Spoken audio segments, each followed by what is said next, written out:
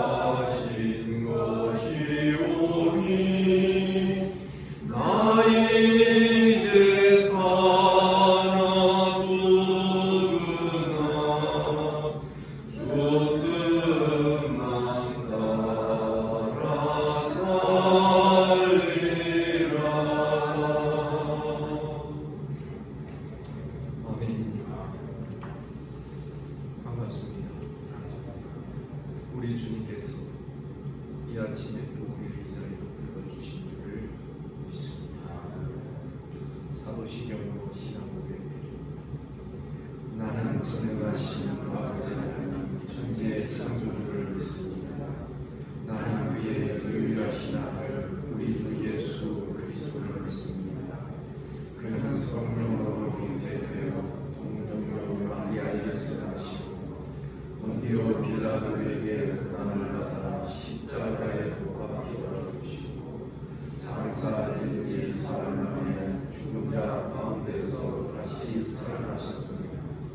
하늘에 오르시어 전능하신 아버지 하나님 우편에 앉아 계시다가 거기로부터 살아있는 자와 죽은 자를 심판하러 오십니다. 나는 성령을 믿으며 거룩한 공교회와 성도의 교제와 죄를 용서받는 것과 몸의 부활과 영생을 믿습니다. 아멘. 하나님 말씀 누가복음 17장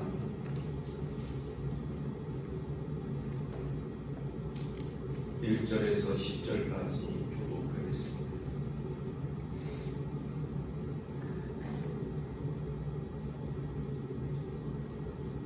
17장 1절입니다.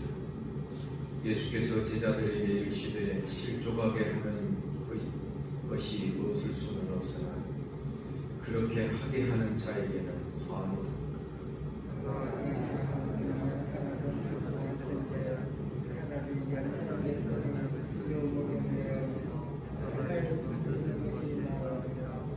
너희는 스스로 조심하라. 만일 내 형제가 죄를 범하거든 경고하고 회개하거든 용서하라.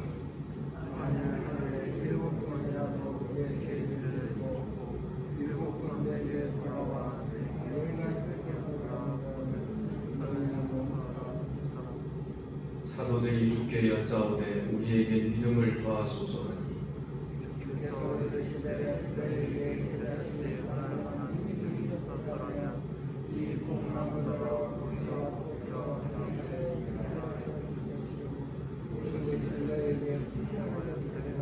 너희 중 누구에게 밭을 갈거나 양을 치거나 하는 종이 있어 밭에서 돌아오면 그대로 곧 와서 앉아서 먹으라 말할 자가 있느냐.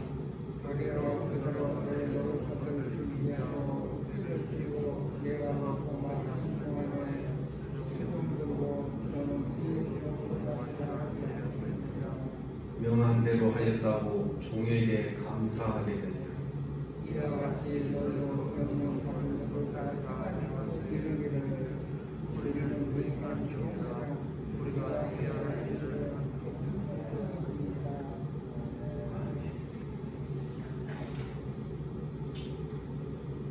성경을 흐름과 문맥을 따라 연결해서 이해하게 됩니다. 우리가 이전에 알고 있었던 내용과는 다른 내용들이 깨달아지고 보여질 때가 많습니다. 오늘 읽은 이 부분도 사실은 15장 1절에서부터 시작돼요.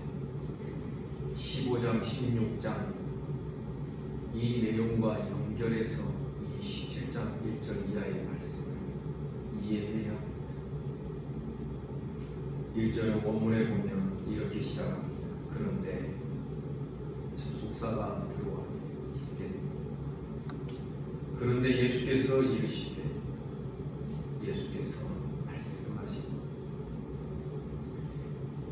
지금 15장, 16장, 이 17장 오늘 본문까지가 사실은 예수께서 한 사건을 두고 한 장소에서 연이어 계속 하고 계신 말씀인 것입니다. 15장 1절에 보면 세리들과 죄인들이 말씀을 들으러 예수께 가까이 나왔다고 했습니다. 세리들과 죄인들이라 하는 거 보니까 그저 우리가 평범하게 소박하게 살면서 지은 죄를 지칭하는 게 아니라 다른 사람들이 봐도 아주 명백한 죄인을 뜻한다라고 우리 말할 수 있습니다. 그런데 바리새인들이 이들을 용납하는 예수님을 비난하는 것이죠. 바리새인들과 서기관들이 저가 죄인과 세리들을 용납하고 그들과 같이 음식을 먹는다 그렇게 비난한 것에 거기에서 시작하여 15장에 세 가지 비유가 연속으로 나왔습니다. 첫째가 뭡니까? 이른 양 비유, 두 번째 이른 드라크마 비유, 세 번째가 탕자의 비유. 그런데 놀랍게도 이것으로 끝나지 않냐고 그 같은 자리에서 두 비유를 또 연속으로 말씀하십니다. 첫 번째가 불의한 청지기 비유, 그리고 그 다음이 부자와 거지 나사로의 비유. 그러니까 한 자리에서 한 장소에서 한 사건을 두고 이 5개의 비유가 한꺼번에 쫙 펼쳐지는 것입니다. 그러니 우리 주님이 생각하시기에는 이 사건이 얼마나 중요한 것인지를 우리는 감으로도 느낄 수 있는 것입니다. 그런데 더 중요한 것은 우리 주님의 말씀이 이 이 5가지 비유로 끝나지 아니하고 오늘 17장 1절 이하로 또 계속 이어진다는 것입니다. 그 세리들과 죄인들이 예수께 가까이 오는 것을 그들을 용납하는 예수님을 비난했던 바리새인들과 서기관들, 이들의 이 잘못된 안목과 생각과 이런 것들을 우리 주님께서 오늘 본문에서 이어서 말씀하십니다. 1절 보면 실족하게 하는 것이 없을 수는 없으나 그렇게 하게 하는 자에게는 화가 있다. 어떤 실족일까? 문맥을 봐야 됩니다. 2절에 보니 그가 이 작은 자 중에 하나를 실족하게 할지, 이 작은 자 중에 하나가 무작정 어떤 있을 수 있는 소자를 가리키고 그런 것이 아니라 15장 1절에 기록되어 있는 세리와 죄인, 바리새인들과 서기관들이 볼 때에 무시해도 괜찮고 멸시받아 마땅한 자들로 여겨지는 이 세리들과 죄인들을 알아보는 것입니다.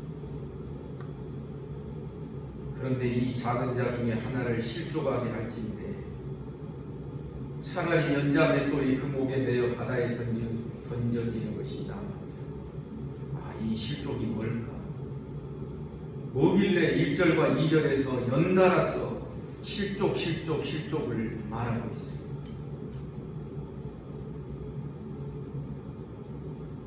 그 실족해 하는 일에 대하여서 주님은 3절에서 설명을 하십니다. 너희는 스스로 조심하라. 만일 내 형제가 죄를 범하거든 경고하고 회개하거든 용서하라. 주님은 죄를 무조건 덮으라고 하지 아니하셨습니다. 무조건 죄를 용서하라고 하지 아니하시고 죄를 범하거든 경고하고 그것을 알려라는 것입니다. 드러내주라는 것입니다. 그리고 회개하거든 용서하라. 지금 이 말씀은 세리와 죄인들이 예수께 가까이 오는 그것은 무조건 그들의 죄를 없다고 막 덮어주거나 그것이 아닙니다. 그들이 이미 예수께 나와서 말씀을 듣는다는 것은 이미 저들 안에서 자기 죄를 깨닫고 그 죄를 회개하는 용서를 구하는 그 작업이 이미 이루어졌음을 우리에게 가르쳐주는 것입니다. 죄를 범하거든 경고하고 회개하거든 용서하고. 사실 우리들의 신앙생활에서 굉장히 중요한 문제가 이 죄를 다루는 것이라 그랬습니다. 나의 죄, 다른 사람의 죄.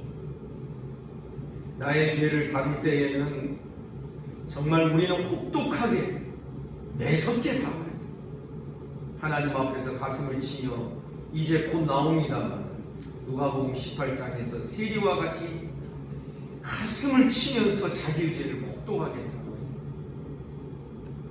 그런데 누가복음 18장에 나오는 바리새인은 다른 사람의 죄를 혹독하게 다룹니다. 아주 무섭게 다른 사람의 죄를 다루는 것입니다. 나는 저 세리와 같지 아니함을 인하여 감사합니다. 지금 바리새인과 바리새인들과 서기관들, 세리와 죄인들이 예수께 나오는 것을 보고 예수께서 그들을 영접하시는 것을 보고 비난하니까 지금 이 한 장소에서 이 비유 5개의 비유가 연속적으로 말씀되고 오늘 본문에까지 이어지고 있다는 것입니다. 무슨 이야기입니까? 바리새인들과 서기관들, 지극히 작은 이 소자 한 사람이 죄를 회개하고 주께로 돌아오는 그들을 용서하지 않고 있다는 것입니다. 그것이 3절로 이어지는 말씀의 뜻입니다. 너희는 스스로 조심하라. 만일 내 형제가 죄를 범하거든 경고하고 회개하거든 용서하라. 얼마나 4절 만일 하루에 7번이라도 내게 죄를 짓고 7번 내게 돌아와 내가 회개하노라 하거든 너는 용서하라. 7번씩 7번이라도 하루에 3번도 아니고 7번씩 7번 49번 횟수를 말하시는 아닌 것입니다. 사실은 무제한인 것이죠. 사랑하는 여러분, 그래서 우리 깨달아야 돼요. 실족해 하는 일이란 결국 무슨 일인가? 형제를 실족하게 한다는 것이 오늘 본문에 보면 만일 그 형제 중 하나를 지극히 작은 자녀를 실족하게 한다면 차라리 연자맷돌이 그 목에 매어 바다에 던지는 것이 나을 것이다.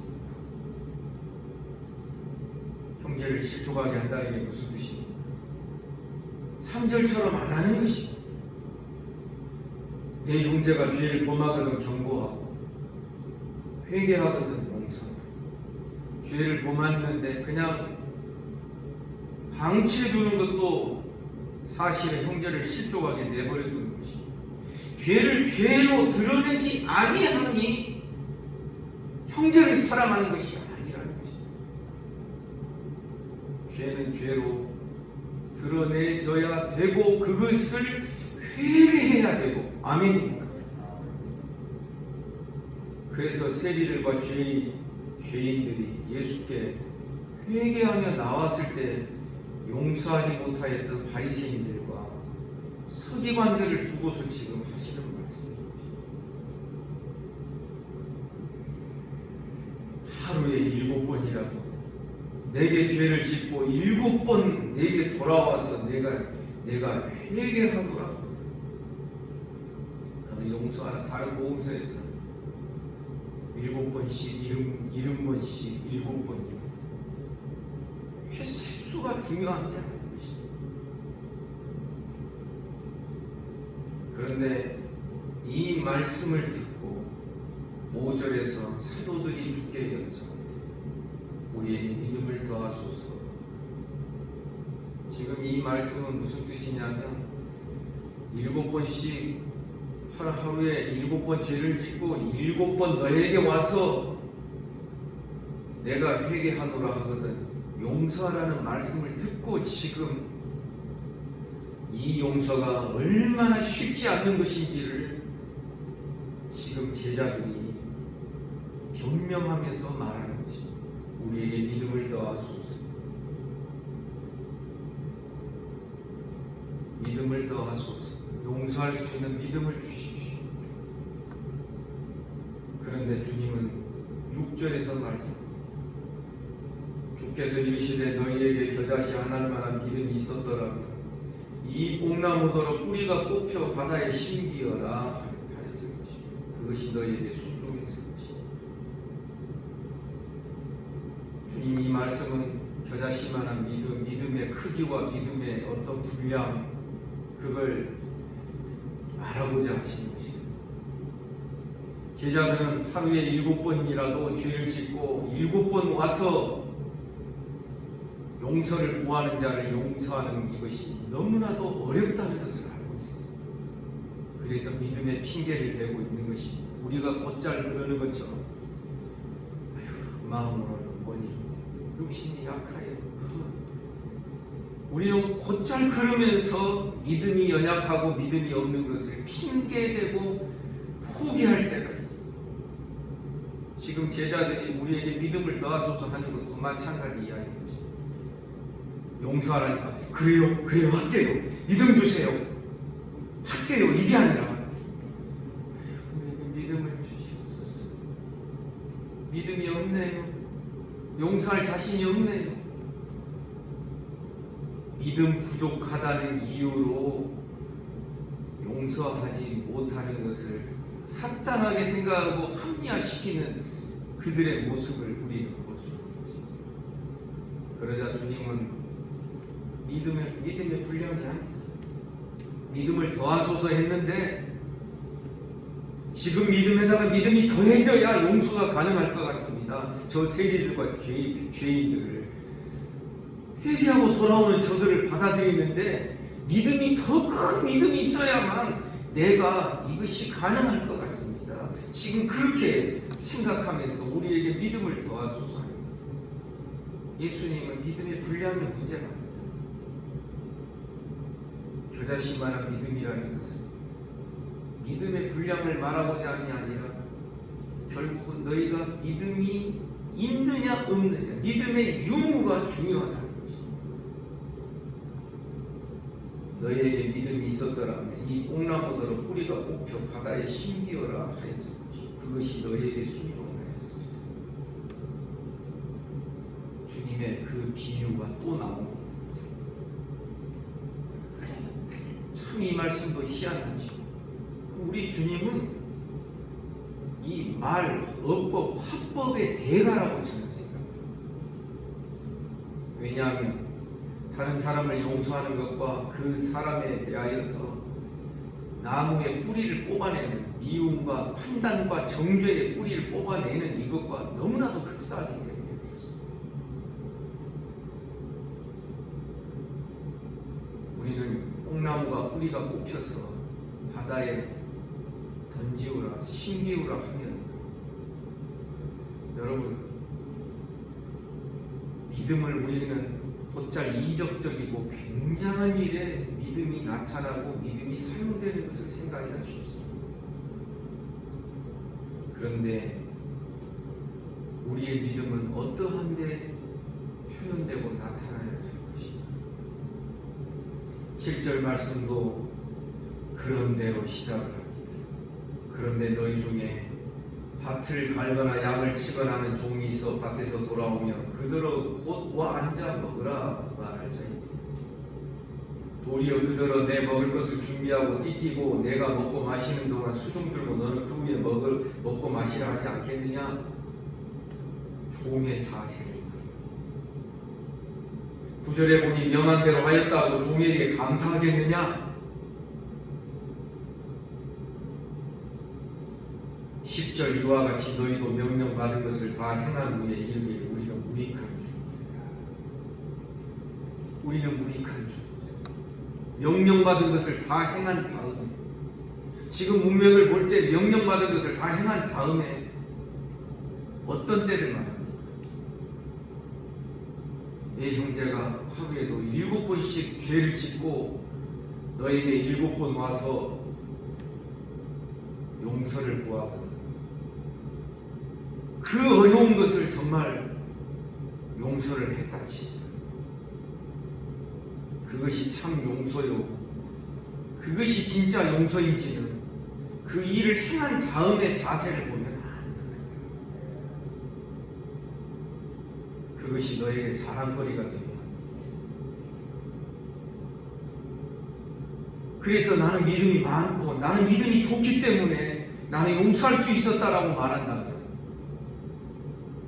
이거는 스스로 자기를 가리켜서 무익한 종이 아니라 나는 매우 쓸모있고 유익한 종이라는 이 교만함에 빠져 있는 것입니다. 우리 깨달아야 됩니다.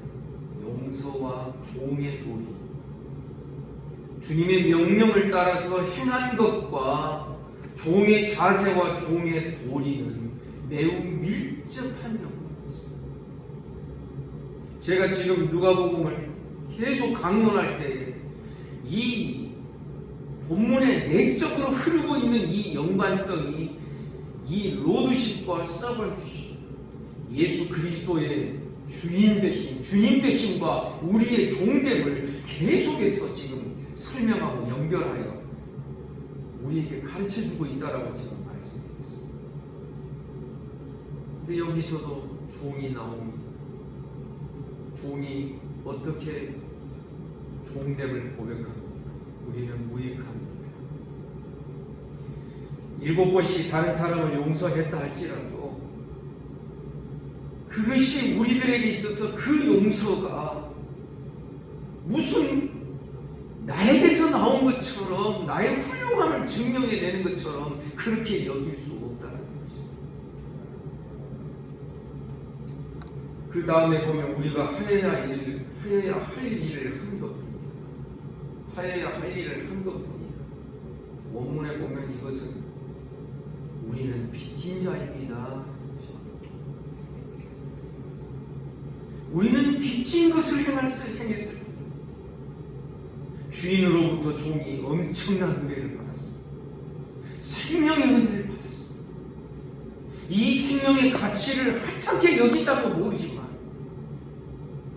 이 생명을 소중히 여기고 이 생명 앞에서 주님께서 주신 은혜 앞에서 감사와 감격으로 어쩔 줄 몰라 하는지 이 복음의 빚진 자, 이것이 우리들의 평생의 삶을 아우르는 표현한 우리들의 삶의 방식이에요.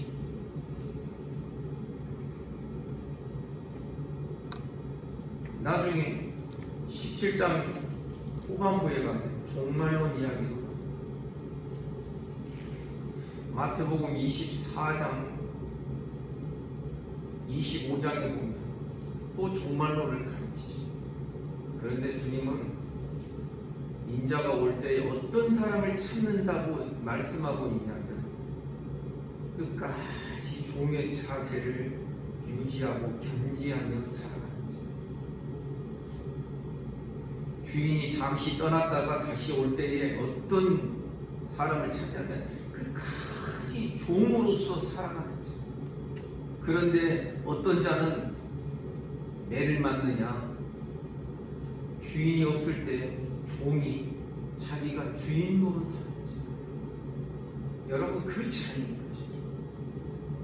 거듭 말씀드리지만 우리는 얼마나 일을 잘하느냐, 얼마나 훌륭하냐, 자꾸 우리는 이 쓸모없는 사람 비교를 많이 합니다.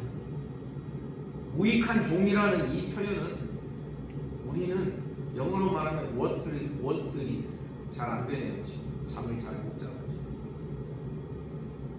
가치가 없다는 것이 가치가. 여러분, 우리 기도가 가치가 있습니까? 우리 기도 자체는 가치 없습니다. 주님이 우리 기도를 기쁘게 받으셔서 역사하시니까 주님에 의하여서 가치가 나타나는 것이지. 여러분, 믿으시죠? 그래서 우리가 곧잘 빠지기 쉬운 함정이 기도 많이 했더니 내가 많이 기도했더니 내가 많이 봉사했더니 내가 많이 신실하게 살았더니 자꾸 자기를 주목하고 자기를 드러내려고 자기 가치를 입증하려고 하는 이 부패한 본성이 우리 사람의 마음속에 있다는 거죠. 그러나 주님은 딱 두 단어로 우리들의 삶을 정리해 주십니다. 우리는 가치 없는 종이다. 무익한 종이다. 또 하나, 우리는 빚진 자다. 빚진 자가 빚을 갚아도 다 못 갚았는데 빚을 갚느라고 하는 그 행위가 어찌 자랑할 수 있겠습니까? 그 행위를 어떻게 자랑할 수 있겠습니까?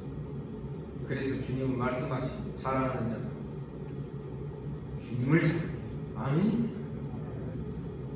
여러분, 로마서가 이 빚진 자에 대한 이야기가 세 군데서 나와요.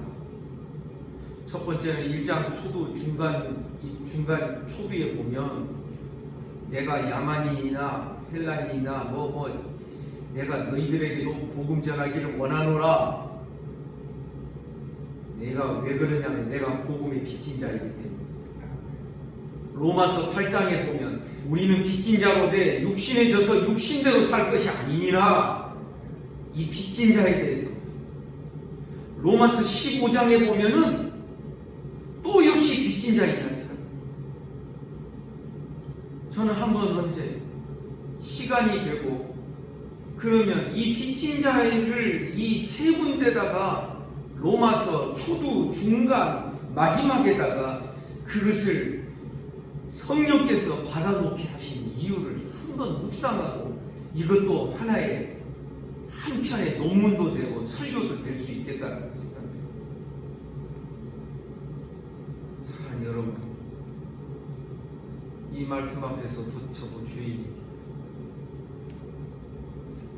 무익한 종으로 여기지 못하고 빚진 자로서 마땅히 행해야 될 것을 한 것뿐입니다라고 그런 자세를 갖지 못하였을 때가 많이 있었을 것입니다.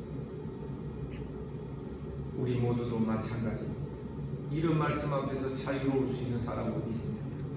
이런 말씀 앞에서 보라고 이건 당신을 향하여 지칭하는 말씀이라고 다른 사람에게 친절하게 적용해 줄 사람이 어디 있겠습니까? 바리새인은 기도 시간에 하나님의 말씀을 친절하게 다른 사람에게 적용하고 있지 않습니까? 나는 저 세리와 같이 아니함이나에 감사하고 우리가 빚진 자로 살았느냐 그렇지 않느냐 않았느냐를 확인하는 방법 다 하나를 두고 보면은 알 수 있습니다. 자기 자랑이 있느냐, 자기를 자랑하느냐, 아니면 진정으로 하나님을 자랑하느냐. 이 차이가 엄청난 차이를 이루어내는 것입니다. 그런데 오늘의 말씀은 이것으로 끝나지 아니하고 내용적으로 보면 내일 본문으로 이어집니다. 나병 환자 10명을 고쳐주시고 그 중에 10명 중에 한 명 사마리아인 고침받은 이 한 사람이 와서 주께 감사하는 이 장면을 기록해 두고 있습니다. 빚진 자는 항상 감사하는 자인 줄을 믿습니다. 어느 날 내가 갑자기 어깨에 힘이 들어가고 막 목소리가 커지고 신앙생활, 교회생활이 떳떳해지기 시작하면 감사가 사라져요. 그 이유는 자기의 무익함을 깨닫지 못하고 자기의 빚진 것을 깨닫지 못하기 때문에 그런 것입니다. 지금 바리새인들과 서기관들 자기들이 굉장히 가치 있고 유용한 사람들이라고 생각합니다. 저 세리들, 저 죄인들과 우리는 종자가 다르다라고 생각합니다. 주님 말씀하십니다. 무익해. 사람은 무익한 거예요. 가치가 없는 거예요. 사람이 가치가 없지만 하나님이 받으시기 때문에 하나님이 소중히 여기시기 때문에 가치 있고 소중한 것이지. 너희들 자체 가치는 진흙덩어리에 불과해. 무익한 종, 빚진 자, 이것이 우리들의 평생의 삶을 이어가는 은혜가 있기를 주님의 축복합니다. 기도하겠습니다. 거룩하신 하나님, 오늘도 이 아침에 우리를 불러주시고 주의 말씀 대면하게 하여 주시니 감사합니다. 오늘 귀하고 복된 주일입니다. 비록 제한적이지만 대면 예배로 드릴 것입니다. 하나님께서 은혜와 복을 내리시고 우리 예배를 축복하시고 어떠한 것에 의하여서도 우리 예배가 방해되지 않도록 우리의 심령을 지켜주시고 우리의 마음을 다스려 주시옵소서. 주님, 오늘도 이 아침에 우리 사랑하는 성도들 어루만져 주옵소서. 소위로부터 시작하여 송나영 사모님 그리고 최영석 집사님 이르기까지 모든 이들을 긍휼히 여겨주시고 은혜를 베풀어 주시기를 원합니다. 예수 이름으로 명하노니 깨끗함을 받을지어다. 하나님, 오늘도 우리의 입술을 다스려 주시고 우리의 마음을 다스려 주시고 오늘은 또 저녁 예배도 드립니다. 하나님 아버지 주님께서 오늘 종일토록 드려지는 모든 예배를 축복하시고 유년주일학교와 중고등부와 청년부 모든 예배를 하나님 축복하여 주옵소서.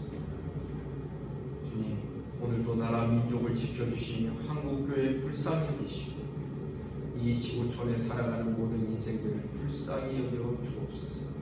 예수님 이름으로 기도하옵나이다. 아멘. 말씀 묵상하시겠습니다.